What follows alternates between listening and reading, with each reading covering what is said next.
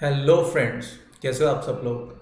My self Chetangar and I welcome you all to our RMO flashback series. ठीक है, and in today's lecture we will be discussing question number third and question number fourth of year 2000। Last lecture में हमने question first and question second discuss किया था एंड आज हम question third and question fourth discuss करेंगे, right. तो before starting the session let me just give you one information कि अभी नए सेशन में दैट इज 2021 सेशन में वी हैव स्टार्टेड अगेन, मतलब pre RMO class 8 batch, pre RMO class 9th and 10th, pre RMO class 11th and 12th, and जो बच्चे last year हमारे batches में एनरोल थे प्री RMO के, उनके लिए भी बैच है, right. Apart from that there is a separate batch for RMO and a separate batch for INMO, right. तो जो बच्चे प्री RMO बैचेस में एनरोल होना चाहते हैं वो इस गूगल फॉर्म को फिलअप कर सकते हैं। It is vdnt.in/VOS2021 olympiad batches, right. उसमें वो अपनी डिटेल्स फिलअप कर दो तो आपको अकॉर्डिंगली प्री RMO बैच में एनरोल कर दिया जाएगा if you are eligible, right. And those who want to enroll themselves in RMO and INMO batch, kindly mail me these details, their name, class, contact number, address, and obviously IUQM या pre RMO का certificate. Because apart from that ऐसा नहीं कि आपको randomly RMO या INMO batch में enroll कर दिया जाएगा। For RMO batch you must have IUQM certificate, और in the last year if you have cleared pre RMO then only you will be eligible to enroll in RMO batch। ठीक है, इनमो batch में enrol करने के लिए आपको इस साल इनमो का एग्जाम आपने दिया होना चाहिए। That is you must qualify to write INMO this year. if you have given inmo this year then only you will be eligible to write to be you will be eligible to be enrolled in inmo batch, right। अगर इस साल आपका इनमो clear हो जाता है then you will be able to get 1-to-1 batches from us, right।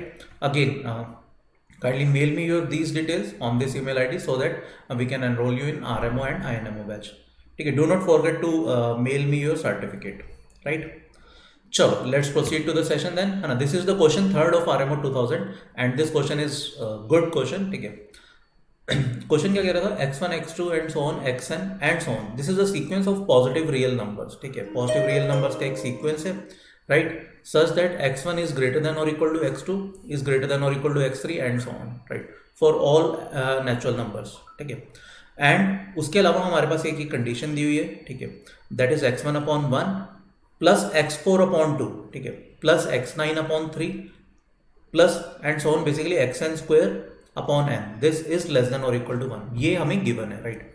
We need to prove that किसी भी नेचुरल नंबर k के लिए this relation will hold true. x1/1, x2/2, x3/3 plus and so on xk/k, this should be valid for each and every relation, for this should be valid for each and every value of k, right. ये हमें prove करना है, ठीक है।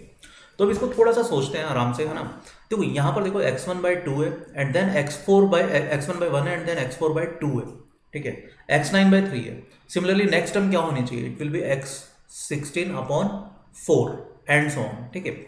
तो अगर हम यहाँ पर x4 की बात करें, यहाँ पर x4 कब आएगा, ठीक है, x1/1 plus x2/2 plus x3/3, ठीक है, ये फर्स्ट 3 टर्म्स। उसके बाद x4 वाली टर्म आएगी, but yes denominator will be 4, although यहाँ पर 2 था, है ना।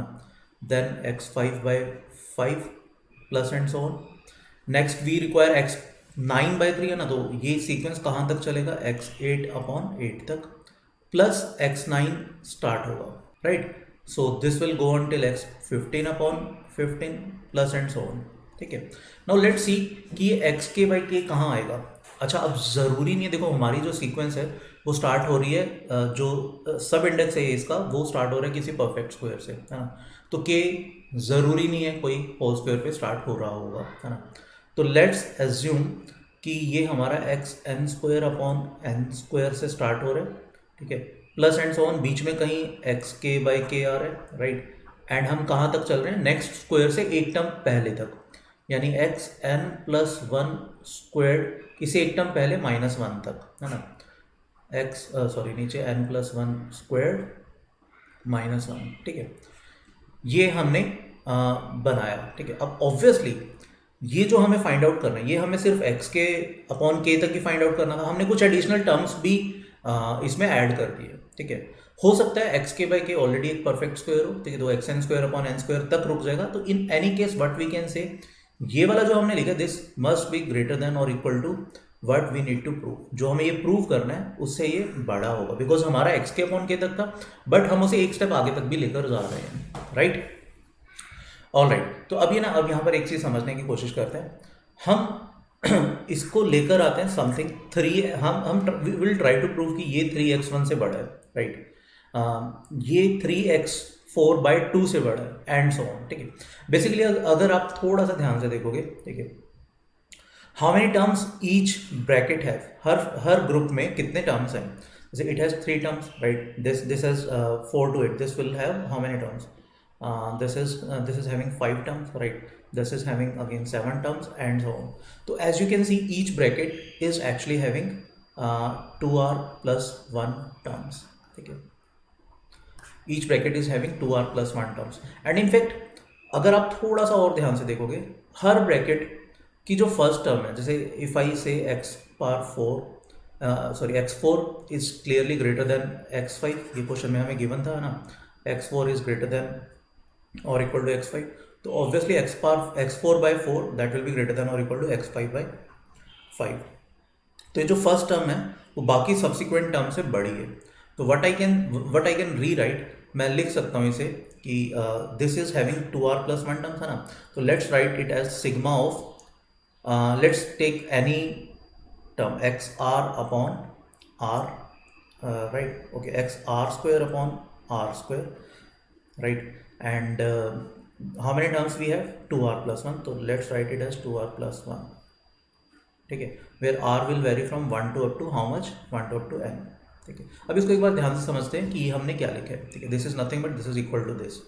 अब देखो हर ब्रैकेट में we have 2r plus 1 terms, ठीक है, हर एक ब्रैकेट में we are having 2r plus 1 terms, ठीक, तो अब अगर मैं हर टर्म को फर्स्ट वाली टर्म के इक्वल मान रहा हूँ तो ये क्या बनेगा, जैसे this will become 3 into x1/1 plus the next bracket will become how many terms, 5 into x4/4 plus, and next term will become how many bracket, 7, so 7 into x9/9, right, so this is our third term, this is second, this is first bracket in fact, है ना, तो इसी को हमने क्या लिखा, this 357 is replace by 2r plus 1, and आगे तो सिंपल ही था ना, 2 square upon 2 square, तो xr square upon r square, right, this should be clear to each and every one, ठीक है।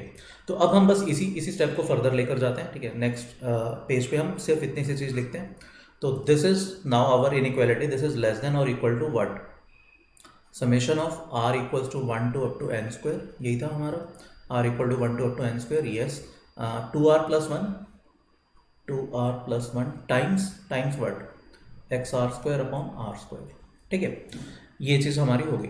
अब now you can C 2r plus 1, this is always less than और equal to 3r, ठीक है, Y, मतलब because यहाँ से if you simplify this is r greater than और इक्वल टू 1, एंड ऑब्वियसली अपना r 1 से ही स्टार्ट हो रहा है ना, तो this should be less than और equal to what, 3r, we can replace 2r plus 1 by 3r, है ना, because 2r plus 1 is less than 3r, ठीक है, into xr squared upon r square. Now as you can see 1r will get cancelled out with 1r, what we are left with, 3 into xr squared upon r. Now in the question हमारे पास इस चीज़ का sigma, okay, यहाँ पे sigma भी आएगा, r equal to 1 to up to n square, here also sigma will come, r equal to 1 to up to n square, and clearly इस चीज़ का जो सिग्मा दिया हुआ था हमारा 1 to up to, my bad, यहाँ पर n आएगा, sorry my bad, here it will be n, yes, यहाँ पर n था, ठीक है, तो हमारे पास जो 1 से लेकर n तक का सिग्मा है, ये पार्ट हमारे पास, it is given in the question that this is less than और equal to 1, so clearly this should be less than और equal to 3, and this is what we need to prove, तो 3 times this should be less than और equal to 3, है ना, तो this is what we actually need to prove, ठीक है। तो ये क्वेश्चन अच्छा था यार, इसमें है ना मेजरली आपको ये डिकोड करना था कि हम कैसे ब्रैकेट्स को क्लब कर सकते हैं, ठीक है, एंड हम कैसे उसको फिर इस फॉर्म में रिड्यूस कर सकते हैं। यहाँ तक आने के बाद हाँ, ये स्टेप काफ़ी हद तक ऑब्वियस हो जाता है कि 2r plus 1 लेस देन और इक्वल टू 3r होना चाहिए, because then only we can come to this sequence, और हमें लेस देन और इक्वल टू 3 ही प्रूव करना था, राइट। चलो ग्रेट, तो that was question 3rd of inequalities, है ना। Now let's proceed to question 4th. Okay, this question is from permutation and combination. The question says that all the 7-digit numbers containing each of the digits 1, 2, 3, 4, 5, 6 exactly once, right, and not divisible by 5 ठीक है। तो मतलब basically 5 से divisibility के लिए अकेला 5 ही है, तो last digit of the sequence can not be 5, है ना। They are arranged in increasing order and we need to find the 2000 number in this list, ठीक है। तो ये बड़ा स्टैंडर्ड क्वेश्चन है परम्यूटेशन एंड कॉम्बिनेशन का, है ना। 11th की में जो जेई की प्रिपरेशन कर रहे हैं उनके लिए basically rank of a word उन्होंने काफ़ी सॉल्व किया होगा, तो ये काइंड ऑफ सिमिलर सा क्वेश्चन है एंड काफ़ी स्टैंडर्ड सा क्वेश्चन है, राइट। तो लेट्स सॉल्व, है ना। तो इंक्रीजिंग ऑर्डर में स्टार्ट किया, अरेंज किया, तो 7 डिजिट नंबर है ना, 1 2 3 4 5 6 7। तो लेट्स सी 1 से स्टार्ट होने वाले कितने नंबर होंगे। तो first digit is 1, now we are left with 6 digit and last digit can not be 5। तो there are 5 options to place a digit on the last place and then we can arrange in any order. तो number starting from 1 will be 5 into what 5 factorial, right, and this comes out to be 600, right. So similarly number starting from 2, they will be again by the same logic, they will be 600, and number starting from 3 again they will be 600, okay. And in total we now have 1800 numbers, okay. And we need to find 2000 number, so it must start from 4, okay. Now let's calculate number starting from 4 1, okay. Now we have how many places left? 5 places, and in the last place we cannot have 5, so we have 4 options to place a digit on the last place, and the remaining 4 digits can be arranged in 4 factorial ways. So that will be 24 into 4, that is 96, right. So in the last place we can number starting from 4 1 they will be 96, ठीक है, 896.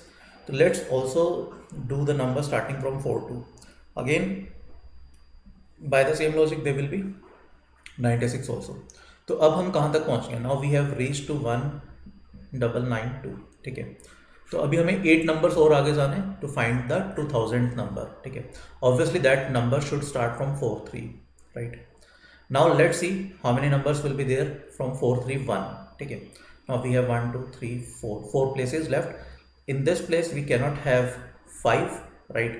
सो we can have 3 digits here and 3 factorials can be arranged. So 3 into 3 factorial, this is clearly 18, है ना। तो ये हमारा 2000 से बड़ा हो जाता है, तो ऑब्वियसली नंबर जो भी होगा वो हमारा 4 3 1 से स्टार्ट हो रहा होगा, ठीक है, ठीक है। 4 3 1 should be the first 3 digits of our desired 7 digit number, desired 2000 7 digit number, है ना। तो 4 3 1 के बाद नाउ वी हैव 4 प्लेसेस। तो लेट्स डिस्कस कि 4 3 1 2 से कितने नंबर स्टार्ट होते हैं, ठीक है। तो here it can not be 5, तो here we have 2 option into 2 factorial, तो 2 into 2 factorial that will be 4, right. तो दैट विल बी 1992 प्लस 4। अब हम 1996 तक आ गए, तो लेट्स सी 4 3 1, 2 के बाद ऑब्वियसली 1 नहीं आ पाएगा, 3 नहीं आ पाएगा, 4 नहीं आ पाएगा, तो it will start from 5, right. 3 digits, okay. Now these 3 digits can be arranged with 3 factorial ways because 5 already यहाँ पर आ चुके हैं, है ना। 3 factorial is 6, जो 2002 नंबर हो जाता है, ठीक है। तो our required number will start from 4315, ठीक है, ओके। तो 4315 से स्टार्ट होने वाला फर्स्ट नंबर कौन सा होगा? That will B 2 6 7, yes, that should be the first number. The second number should be 2 7 6, 4315 2 7 6, right. The third number will be 4 3 1 5 6 2 7, and then the next number will be 4 3 1 5 6 7 2, ठीक है।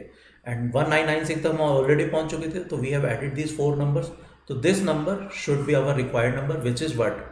4 3 1 5 6 7 2, ठीक है। This is the required 2000th number, ठीक है। तो as you can see this is a very standard question, है ना। इस टाइप के questions basically rank of a word काफ़ी बच्चों ने किया होगा, सिमिलर तरीके से ही हम क्वेश्चन को करते होते हैं, राइट। चलो ग्रेट, तो that's it from today session guys. Today we have discussed 2 question from year 2000 and in the next lecture we will be discussing the last 3 question of year 2000, right. तो we will meet you in the next lecture. Till then take a very good care of yourself. Thank you, bye bye.